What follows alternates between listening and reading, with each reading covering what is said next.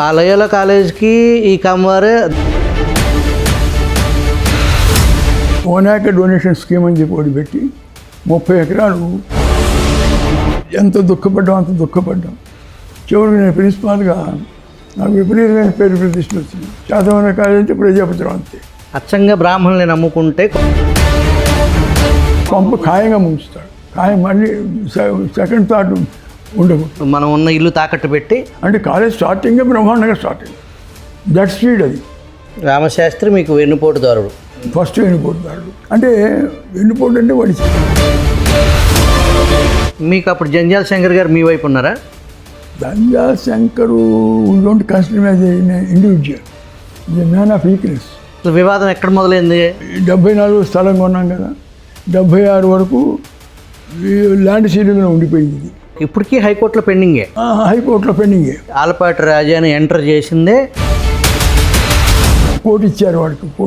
కోటి చెప్పాను, నాకు 2 కోట్లు ఇచ్చి ఉంటాడు. జగన్మోహన్ రెడ్డి లాయరు, ఆయన పాత్ర ఏంటి? నాకేమో ప్రెజర్ పెట్టుకోవడం స్తోమత లేదు. ఒక ప్రెజర్ని పెడితే కానీ గెలవం. రాజేంద్ర ప్రసాద్ ఇచ్చిన డబ్బులతోనే రాజేంద్ర ప్రసాద్ ఓడిచ్చారా మీరు? మీరు కాలేజ్ తరపున మీరు, వంకాయలపాటి, ఆలపాటి ముగ్గురు ఒక పార్టీ. రాజేంద్ర ప్రసాద్ కూడా తెలియదు. వాడు భయపడి వాళ్ళతో రాజీపడి రేపు జరగబోయేది ఏంటి? సుప్రీంకోర్టులో వేస్తాం దీని మీద revision. Hello, welcome to whistle.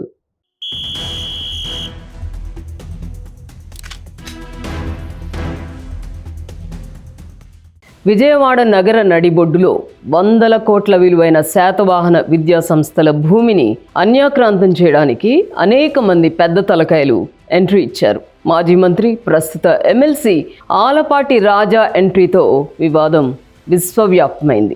Satavahana స్థల పురాణంలో హీరోలు, విలన్లు ఎవ్వరూ లేరు.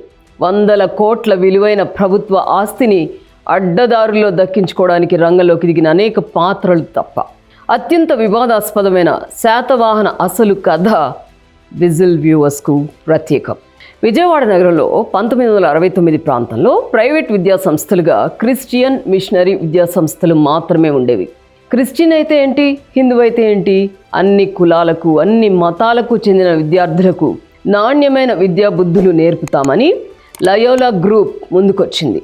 లయోలా విద్యా సంస్థలకు భూములు విరాళంగా ఇవ్వడానికి నగరానికి చెందిన కమ్మకులం రైతులు, పారిశ్రామికవేత్తలు 100 ఎకరాల భూముల్ని ఉచితంగా నామమాత్రపు ధరకు కొంత భూమిని లయోలా స్టెల్లా గ్రూప్ విద్యా సంస్థలకు సమకూర్చిపెట్టారు. ప్రస్తుత శాసనసభ డిప్యూటీ స్పీకర్ కనుమూరి రఘురామకృష్ణరాజు తాత పారిశ్రామికవేత్త అయిన శిరీష్ రాజు కూడా భూమిని విరాళంగా ఇచ్చారు. ఆ తర్వాత కొంతకాలానికి సిద్ధార్థ విద్యా సంస్థలు ఏర్పాటయ్యాయి. అదే కోవలో శాతవాహన విద్యా సంస్థ ఏర్పాటు జరిగింది.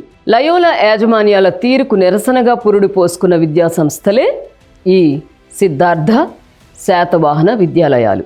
హిందూ విద్యార్థులు, అందులోనూ ప్రత్యేకంగా బ్రాహ్మణ విద్యార్థులు చదువుకోవడానికి వీలుగా నాటి అగ్రహారం పెద్దలు రంగంలోకి దిగారు. ఓ సొసైటీ ఆధ్వర్యంలో కళాశాలను నడిపితే బాగుంటుందని భావించారట. ఇందులో భాగంగా దుర్గా మల్లేశ్వర ఎడ్యుకేషనల్ సొసైటీని ఏర్పాటు చేశారు. ఆ సంస్థకు విజయవాడ రూరల్ మండలం నున్న గ్రామ సమీపంలో 30 ఎకరాల భూమి కొనుగోలు చేశారు. 1971 సంవత్సరంలో శాతవాహన పేరుతో జూనియర్ కళాశాల కాలక్రమంలో డిగ్రీ కళాశాల అయింది. కళాశాలను ప్రారంభించిన తొలి రోజుల్లో సత్యనారాయణపురంలోని రామకోటి స్థలం ప్రస్తుత శివరామకృష్ణ క్షేత్రం వద్ద ఓ ప్రైవేట్ భవనంలో నిర్వహించేవారు. ఏటా విద్యార్థుల సంఖ్య పెరగడంతో ప్రత్యేకంగా భూమి కొనాలని భావించారు. బోయపాటి అప్పారావు అనే వ్యక్తి ఆయన సోదరి విజయలక్ష్మి నుండి సొసైటీ సుమారు 5 ఎకరాలు కొనుగోలు చేసింది. దీనికి సంబంధించి సొసైటీ ప్రతినిధులు అప్పారావు సేల్ అగ్రిమెంట్ రాసుకున్నారు. అయితే ఎటువంటి రిజిస్ట్రేషన్ మాత్రం జరగలేదు. ఇందిరాగాంధీ ప్రధానిగా ఉన్న సమయంలో 1976 పట్టణ భూ పరిమితి చట్టం అమల్లో ఉండగా 1974లో ఈ సేల్ అగ్రిమెంట్ జరిగింది. కోనేరు లక్ష్మయ్య, మమ్మునేని సుబ్బారావు, తెన్నేటి భాస్కర్రావు, టీవీఎస్ శర్మ వంటి వారు ఈ సొసైటీకి కార్యదర్శులుగా, కళాశాలకు కరస్పాండెంట్లుగా పనిచేశారు. గుండవరపు ప్రజాపతిరావు సొసైటీ వ్యవస్థాపక సభ్యుడిగా, ప్రిన్సిపల్గా, కార్యదర్శిగా కొంతకాలం వ్యవహరించారు. 1999లో ల్యాండ్ సీలింగ్ రిపీలింగ్ యాక్ట్ అమల్లోకి వచ్చాక భూపరిమితి చట్టం అమలెత్తేశారు. దీంతో 30 సంవత్సరాల క్రితం విక్రయించి రిజిస్ట్రేషన్ కాని భూమిపై సదరు పెద్ద మనుషులకు ఆశ పెరిగింది. 2001లో అప్పారావు కుమారుడు శ్రీనివాస్ అప్పారావు తన ప్రమేయం లేకుండా తాత ఆస్తిని తండ్రి విక్రయించాడని హైకోర్టులో పిల్ దాఖలు చేశారు. అగ్రిమెంట్ చేసుకున్న భూమిని రిజిస్ట్రేషన్ చేయడం లేదని కళాశాల సొసైటీ జిల్లా కోర్టును ఆశ్రయించింది. ఈ భూమిని సొసైటీకి రిజిస్టర్ చేయాలని జిల్లా కోర్టు తీర్పునివ్వడంతో బోయపాటి శ్రీకృష్ణ అప్పారావు హైకోర్టును ఆశ్రయించారు. 2009లో ప్రజాపతిరావు కరస్పాండెంట్గా ఉన్న సమయంలో తన పెద్ద కుమార్తె క్యాన్సర్ బారిన పడితే పూనాలో వైద్య నిమిత్తం కొన్ని నెలలు అక్కడే ఉండాల్సి రావడంతో తాను తిరిగి వచ్చే వరకు కార్యదర్శి స్థలాన్ని వంకాయలపాటి కామేశ్వరరావు అనే వ్యక్తికి అప్పగించారు. అప్పటికే ఆయన కుమారుడు వంకాయలపాటి శ్రీనివాస్ ఈ కళాశాలలో హిందీ అధ్యాపకుడిగా పనిచేస్తున్నారు. కార్యదర్శి కరస్పాండెంట్ సీట్లో కామేశ్వరరావు కూర్చున్న మొత్తం వ్యవహారాలను శ్రీనివాసే చక్కబెట్టేవారు. ఈయనే కళాశాలకు ప్రస్తుత ప్రిన్సిపల్.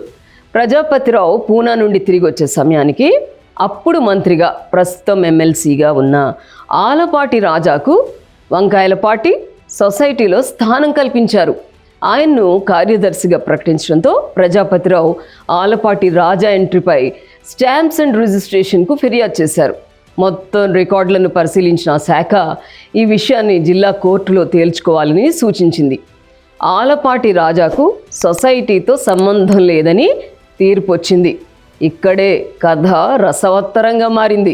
రిజిస్ట్రేషన్ చేయడం లేదని సొసైటీ దాఖలు చేసిన పిటిషన్లో వంకాయలపాటి కామేశ్వరరావు, బోయపాటి శ్రీనివాస్ అప్పారావు జిల్లా కోర్టులో నిర్వహించిన లోక్ అదాలత్లో రాజీకొచ్చారు. కానీ రాజీ తర్వాత ఒప్పందం అమలులో భాగంగా వంకాయలపాటి కామేశ్వరరావుకు ఇస్తానన్న సొమ్ములు బోయపాటి ఇవ్వని కారణంగా ప్లాన్ బెడిసి కొట్టింది. దీంతో బోయపాటి శ్రీనివాస్ అప్పారావుకు వ్యతిరేకంగా కామేశ్వరరావు హైకోర్టును ఆశ్రయించారు. ఈ కేసులో ఆలపాటి ఇంప్లీడ్ అయ్యారు. హైకోర్టులో ఎదురు దెబ్బ తగలడంతో బోయపాటి సుప్రీంకోర్టును ఆశ్రయించారు. దీంతో కామేశ్వరరావు, ప్రజాపతిరావు సొసైటీ కరస్పాండెంట్లుగా ఉన్నారు. కామేశ్వరరావు, ప్రజాపతిరావు పిటిషన్ను ఉపసంహరించుకుంటున్నట్లు సుప్రీంకోర్టులో అఫిడవిట్ దాఖలు చేశారు. దీంతో ఆస్తి బోయపాటి వర్గానికి చెందుతుందని సుప్రీంకోర్టు తీర్పు నేపథ్యంలో తన సంతకాన్ని ఫోర్జరీ చేసి మరీ కోర్టును తప్పుదోవ పట్టించారని ప్రజాపతిరావు పోలీసులకు ఫిర్యాదు చేశారు. మరోపక్క అక్రమంగా శాతవాహన ప్రాంగణంలోకి ప్రవేశించి కూల్చివేతలు చేశారని ఆలపాటి రాజా పోలీసులకు ఫిర్యాదు చేశారు. కూల్చివేతల సమయంలో బోయపాటి, ధూళిపాళి శ్రీకాంత్ అక్కడే ఉన్నారు. వీరితో పాటు బోయపాటి శ్రీనివాస్ అప్పారావు, శ్రీకాంత్తో పాటు వంకాయలపాటి శ్రీనివాస్, నిడుమోలు రమా సత్యనారాయణపై కేసులు నమోదయ్యాయి. ఈ కేసుపై హైకోర్టును ఆశ్రయించిన బోయపాటి బృందానికి కొంత ఉపశమనం లభించింది. లాలో లొసుగుల కారణంగా 100 కోట్ల భూమి ప్రస్తుతం చేతులు మారుతుంది. ల్యాండ్ సీలింగ్ యాక్ట్ అమలు కాకుండా నాడు సేల్ అగ్రిమెంట్ డ్రామా, నేడు ల్యాండ్ సీలింగ్ యాక్ట్ రిపీల్ అయింది కాబట్టి ఆ ఆస్తి మాదే అని బోయపాటి వర్గం వాదన.